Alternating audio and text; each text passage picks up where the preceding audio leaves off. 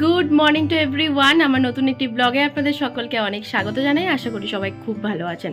এবার কি করে বা আশা করব আপনারা সবাই ভালো আছেন, কারণ হচ্ছে প্রচণ্ড গরম। তো আমি যেহেতু থাকি বাঁকুড়া জেলায়, তো বাঁকুড়া জেলায় মোটামুটি 44 থেকে 45-এর কিন্তু মানে নিচে নামছে না, মোটামুটি ওই 12টা থেকে 11টা থেকে একদম তাপপ্রবাহ শুরু হয়ে যাচ্ছে। আর হ্যাঁ, আপনাদেরকে এটাই বলতে চাই যে আপনারা কোথায় কোথায় থেকে ভিডিওটা দেখছেন আর সেখানে কত ডিগ্রি টেম্পারেচার চলছে প্লিজ আমাকে জানাবেন, আমার জানার প্রচণ্ড ইচ্ছে। তো যাই হোক, তো আজকে ভিডিওটা স্টার্ট করার একটাই কারণ, আজকে হচ্ছে একটা বিয়ে বাড়ি আছে। তো ভাবলাম অনেক দিন কোনো ব্লগ করা হয় না। সত্যি কথা বলতে প্রচণ্ড শরীরটা খারাপ, কারণ গলার অবস্থা খুবই খারাপ। তাও মানে মনোহর দাসের ভিডিওগুলো আমি পোস্ট করতে পেরেছি, এটাই আমার জন্য অনেক। তো যাই হোক, ততদিন কোনো ভিডিও পোস্ট করা হয়নি, খুবই ভুগলাম। এগুলো বলে যদিও কোনো লাভ নেই, এখন একটু বেটার আছি, বাট কাশিটা অনবরত হচ্ছে। তো যাই হোক, তো মা ওইদিকে রেডি হয়ে গেছে, হয়েছে। তো বাবা চলে গেছে বাপির বন্ধুর মেয়ের বিয়ে, তো সেখানেই আমরা যাব। গায়ে হলুদ থেকেই নিমন্ত্রণ রয়েছে, এবার গিয়ে আপনাদেরকে সেটাই শেয়ার করব, আমরা ওখানে যাব। তো চলুন যাওয়া যাক, সাথে থাকুন আর দেখতে থাকুন। বাইরে তো প্রচণ্ড রোদ, তো চলুন যাওয়া যাক। বাইরে প্রচণ্ড রোদ, এত রোদে মানে এত গরমে যে কারা বিয়ে করছে, সত্যি শীতকালটাই কিন্তু একদম বিয়ে বাড়ির জন্য পারফেক্ট সেজে গুজে যাওয়া যায়। আমি তো একদমই কিছু সাজিনি, জাস্ট কানের আর সানগ্লাস আর লিপস্টিক ব্যাস। আর মা ওইদিকে জাস্ট শাড়িটা পরেছে। তো চলুন তাহলে যাওয়া যাক। আমাদের এখানে একটা লজ আছে, মানে অনেকগুলোই লজ আছে, তার মধ্যে একটা লজেই ওটা হচ্ছে। তো যথারীতি আমরা কিন্তু বিয়ে বাড়িতে পৌঁছে গেছি, আর গিয়েই আগে কিন্তু বাপি আমাদেরকে খেতে বসিয়ে দিয়েছে, কারণ মোটামুটি 11টা বেজে গেছে, জলখাবারের টাইম তো পেরিয়েই গেছে। আর জলখাবারে আমাদের দিয়েছে মুড়ি, বোঁদে, ঘুগনি। এখন ওই একটু কম করে খেয়ে নিই, আবার তো দুপুরের খাবারও খেতে হবে। তো এখন মা এখানে ছবি তুলতে দাঁড়িয়ে পড়েছে, এই জায়গাটাতে হলদির সমস্ত কিছু রিচুয়ালসগুলো হবে, তো সেখানে মা এখন ছবি তুলছে। আর এই দিকে রয়েছে কনের বসার জায়গা, তো এটা তো রাত্রেবেলা দেখাবো আপনাদের। তো এখানে আমরা একটা ছবি তুলবো। এখন কোণে নেই, এখন কোণে গেছে, মানে যে দিদি ভাইয়ের বিয়ে সে কিন্তু গেছে ফটোশুট করতে। আমাদের এখানে সোনামুখীতে একটা জিনিস খুব ভালো, যে সোনামুখীতে যে জঙ্গল থাকার কারণে কি ফটোশুটগুলো খুবই সুন্দর আসে। আর এই যে দেখুন, জোর করে বাপিকে কিন্তু এখানে বসিয়েছি। আর বাপিকে যে সাজানো খুব একটা মানে বড় কঠিন কাজ, সেটা হয়তো অনেকেই জানেন। অনেকের বাবারাই একদমই সাজতে পছন্দ করে না, আমার বাপিও সেম, জোর করে ধরে ধরে ফটো তোলানো, সাজানো সমস্ত কিছুই জোর করে করতে হয়। আর এখানে দেখুন আমি আর মাও বসে পড়েছি। আর এখানে কিন্তু আমাকে আর আমাকে কতটা বড় লাগছে দেখুন, আমার মায়ের থেকে মনে হচ্ছে আমরা দু বোন, আর আমার মাকে আমার ছোট বোন লাগছে। আমি অনেকটা মোটা হয়ে গেছি আগের তুলনায়। এখানে মা রয়েছে আর এখানে বাবা রয়েছে, আমরা তিনজন বসে আছি। এখন অবধি হলদি শুরু হয়নি, মানে হলুদের কোনো কিছু শুরু হয়নি, রিচুয়ালসগুলো কিছু শুরু হয়নি। আমরা মুড়ি টুড়ি খেয়ে নিলাম, কারণ দেরি হয়ে যাচ্ছিলো। এখন মোটামুটি 11:30 বেজে গেছে, তো জানি না এখন কখন কি স্টার্ট হবে, তো সেই আশাতেই বসে আছি কখন হবে। দেখতে দেখতে ওই টাইম কিন্তু এখন মোটামুটি 1টা মতো বাজছে। দেখুন এখনো অবধি কোনো হলুদের রিচুয়াল শুরু হয়নি। ওখানে দিদিভাই রয়েছে, বসে রয়েছে, আর প্রচন্ড গরম।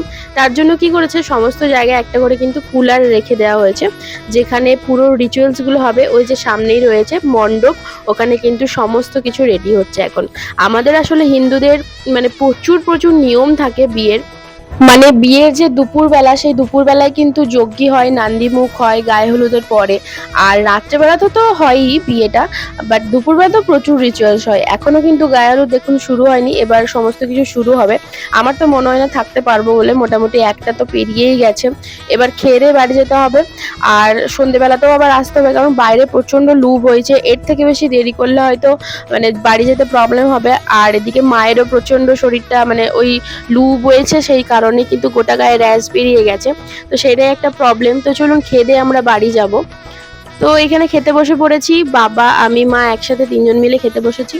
আর খাবার দাবারও খুবই ভালো করেছে, এই গরমে যদিও খাওয়া যাচ্ছে না। যাই হোক, এখানে দুপুরের মেনুতে রয়েছে ভাত, ডাল, শাকের ঘন্ট, মাছের টক ঝাল আর পটলের তরকারি। বাইরে মোটামুটি 44 ডিগ্রি মতো গরম রয়েছে। আমি তো বাড়ি চলে এসেছি, মা আর আমি, বাপিও আসছে।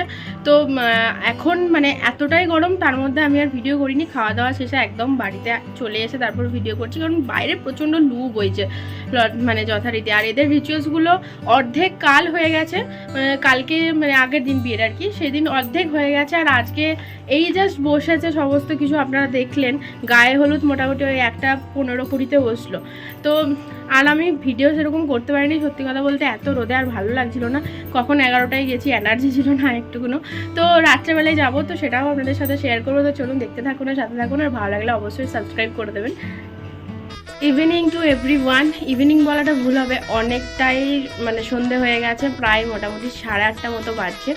আর সত্যি কথা বলতে এতটাই গরম ছিল, বিকাল থেকে হঠাৎ করে ওয়েদারটা একটু ঠান্ডা করেছে। ঠান্ডা মানে বেশ মেঘ টাইপের এসছে আর কি, বৃষ্টি টিপটিপ পড়লো কিন্তু হলো না। এই সপ্তাহে কোথাও বৃষ্টি দেখাচ্ছিল না, বাট কেন জানি না এইভাবে কীভাবে হলো বুঝতে পারছি না ওয়েদার। তো যাই হোক, একটু ঠান্ডা পড়েছে, সেই ঠান্ডায় আস্তে আস্তে যেতে পারবো, ওটা একটা ভাগ্য ভালো। তো প্রথমে আমি মাকে আগে রেডি করে দিয়েছি, আর আমার এতটুকু সাজবার কোনো ইচ্ছে নেই। এই গরমে আমি সত্যি কথা বলতে একদমই সাজতে পছন্দ করি না, আর এই গরমে তো আরোই নয়। তাই একদম চুলটা বেঁধে নিয়েছি, জাস্ট বিয়েবাড়ি না গেলেই নয়, লিপস্টিক আইলাইনার ব্যাস এইটুকু। তো চলুন, সেই জন্যই আপনাদের সাথে ব্লগটা শুরু করলাম। ও মা, তো মাকে আমি সাজিয়েছি আমার মনের মতো করে। তো মায়ের চুলটাও বেঁধে দিয়েছি, তারপরে শাড়িটাও মাকে দিয়েছি, আমার শাড়ি, নেকলেস সমস্ত কিছু দিয়ে মাকে খুব সুন্দর করে সাজিয়ে দিয়েছি। তো মাকে একটু দেখাই আপনাদের, হয়তো মাকে দেখলে আপনাদের ভালো লাগবে। যে মাকে কেমন লাগছে অবশ্যই কিন্তু কমেন্ট করে জানাবেন। তো এই যে মাকে রেডি করে দিয়েছি, এই যে মাকে রেডি করে দিয়েছি, কি সুন্দর লাগছে দেখুন। এবার পিছনটা ঘুরো, চুলটা দেখাই। এই যে দুটো ফুল এটা দিয়েছি, এখানে খোপা করে দিয়েছি, আমি যদিও জানি না কিন্তু করে দিয়েছি। তো মাকে বেশ সুন্দর দেখতে লাগছে।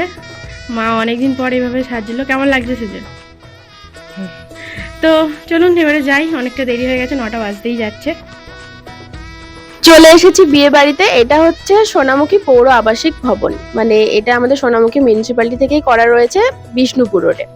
গেট থেকে একদম ঢুকতেই কিন্তু শুরু হয়ে যাচ্ছে জিজু এবং দিদিভাইয়ের ছবি দিয়ে। এটা ওদের প্রি ওয়েডিং এর ছবি। আমি আগেই ফটোটা দেখিয়ে দিলাম, যদি বর আসা অবধি না থাকতে পারি সেই জন্য, কারণ লগ্ন সকালেই শুনে এসেছিলাম কিন্তু অনেক দেরিতে, মোটামুটি 12টা বললো। তো অতক্ষণ হয়তো আশা করছি থাকতে পারবো না। তো চলুন ভেতরে ডেকোরেশনটা দেখুন, কি অসাধারণ করেছে। আর এখন কিন্তু এই যে ওপরে ডেকোরেশনটা সমস্ত বিয়ে বাড়িতেই হচ্ছে, আর দেখতেও অপূর্ব লাগে।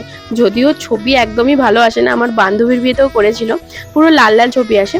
তো যাই হোক, চলুন দিদিভাইয়ের সাথে আগে দেখা করে আসি।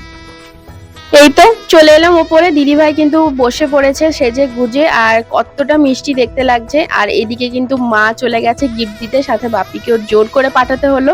অ্যাজ ইউজুয়াল ছবি তুলবে না বলে জেদ করছিল, আমি পাঠিয়ে দিয়েছি ধরে ধরে।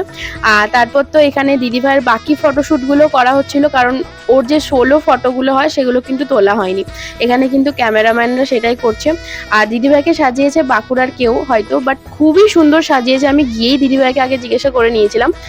আর ওখান থেকে নামতে নামতে আপনাদেরকে একটা জিনিস দেখাই, আমাদের সোনামুখীতে নতুন একটা জিনিস দেখতে পেলাম, মেয়েদের নিয়ে ক্যাটারার। মানে এখানে যারা পরিবেশন করছে তারা কিন্তু সবাই মেয়ে। তো এখানে বেশ এটা নতুন লাগলো, তাই ভাবলাম একটু শেয়ার করি।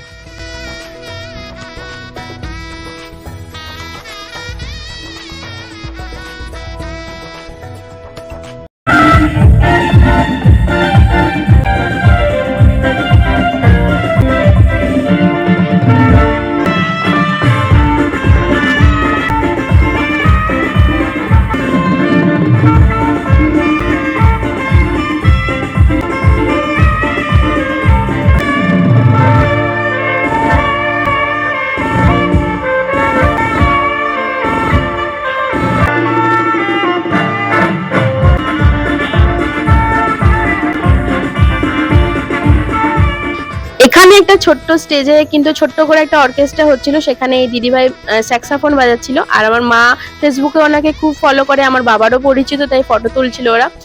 তারপর তো অনেক ঠেলাঠেলি করে খাবার লাইনটা পেলাম, কারণ প্রচন্ড ভিড় লেগে গেছিল যখন আমরা খেতে গিয়েছিলাম। তো যাই হোক, আজকের ব্লগটা এখানে শেষ করছি, আশা করছি ভালো লেগেছে। ভালো লাগলে লাইক করে দেবেন এবং চ্যানেলটাকে সাবস্ক্রাইব করে দেবেন। টাটা, দেখা হচ্ছে পরের একটা ব্লগে।